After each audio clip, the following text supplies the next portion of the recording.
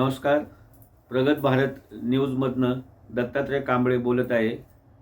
पिंपरी चिंचवड शहरामध्ये जे प्रगत भारत न्यूज आहे या न्यूजच्या माध्यमातून आज केंद्रामध्ये व राज्यामध्ये ज्यांचं नाव आज आदर्शाने घेतले जाते, एक मराठी माणूस की जो मराठी माणूस आज 85 वर्षात पदार्पण करत आहे, असा माणूस न थकता न झुकता स्वाभिमानाने खऱ्या अर्थाने आज राज्याचे नेतृत्व करण्याची धुरा ही त्यांनी तरुण वयापासूनच घेतलेली आहे.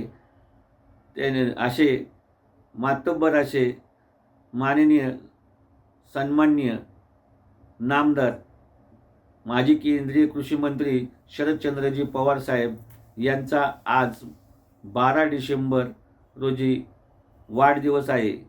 आज राज्यामध्ये विविध कार्यक्रमाच्या माध्यमातूनही त्यांचा वाढदिवस साजरा केला जातो. राज्यामध्ये एक शरदचंद्रजी पवार साहेब यांची ओळख, एक वेगळी छबी त्यांनी आजही त्यांच्या 85व्या वर्षामध्ये टिकून ठेवलेली आहे. आज तरुण वर्गालाही शरद पवार हे नाव कानावर जरी पडलं तरी त्यांचे जे बहुजन जे विचार आहेत, बहुजनाविषयी ज्यांची जी तळमळ आहे, अशा या विचारांना आजही प्रेरित करण्यासाठी खऱ्या अर्थाने एक नेतृत्व कायम टिकणे गरजेचे असल्याचे चित्रही आज राजकारणामध्ये चढाओढ असतानाही पाहावयास मिळत आहे. पवार साहेब हे ठाम नेतृत्व असून ते दिल्लीमध्येही न झुकता न वागता आज राज्यामधील अनेक खासदारांना निवडणुकीमध्ये जिंकून आणून विधानसभेमध्ये जिंकून आणून एक राष्ट्रवादी काँग्रेस पार्टी एक स्वतंत्र स्वाभिमानी पाहावयास मिळत आहे.